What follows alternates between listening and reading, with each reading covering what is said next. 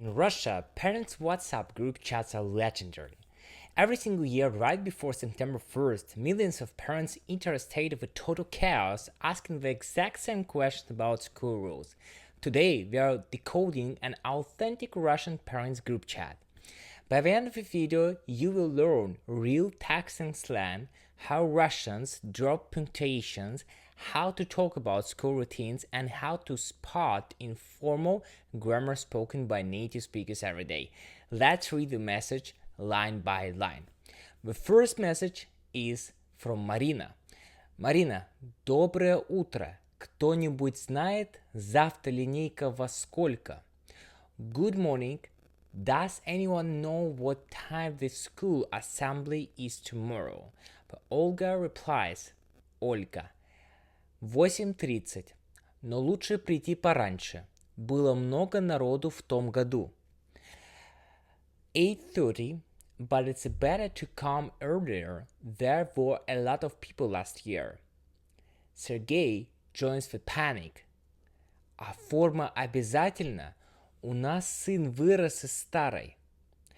Is the uniform mandatory? Our son outgrew his old one. And then Marina answers. Да, белый верх, черный низ, как обычно.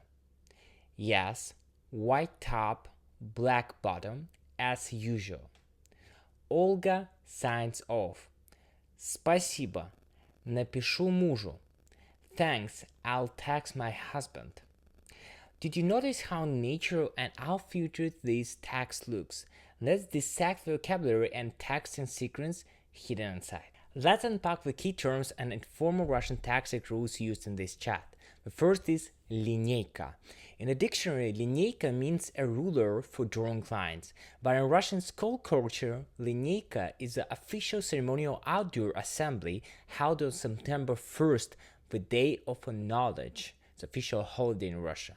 The second is много народу. Notice the word ending. The standard dictionary form for people in the genitive case is народа, but in casual spoken Russian, people often use the alternative genitive ending u, много народу, instead of много народа. It sounds extremely natural.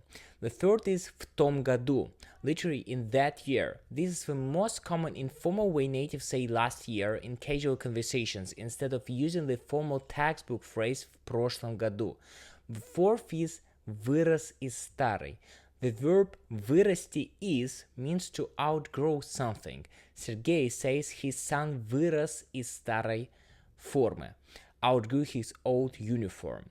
The fifth, белый верх, черный низ, white top, black bottom. This is a universal legendary Russian dress code formula for schools and official events. Now look at Sergey's punctuation at the end of his message. Старый. Notice how there is no colon, just an open parenthesis. In a Slavic texting culture, native speakers rarely use full emojis like in English. Instead, they just drop one or more parentheses. A single parenthesis means mild sadness or disappointment. Multiple means absolute tragedy. The single parenthesis like this means light friendly tone. Know these tiny texting details will instantly make you sound like a native when chatting with Russian friends. And now let's test your reading comprehension. I have two questions for you based on this parent chat. Try to answer them out loud. The question 1. Во сколько начинается линейка? What time does the school assembly start? Right, answer в 8:30 at 8:30 am, but Olga recommends coming earlier. Question 2.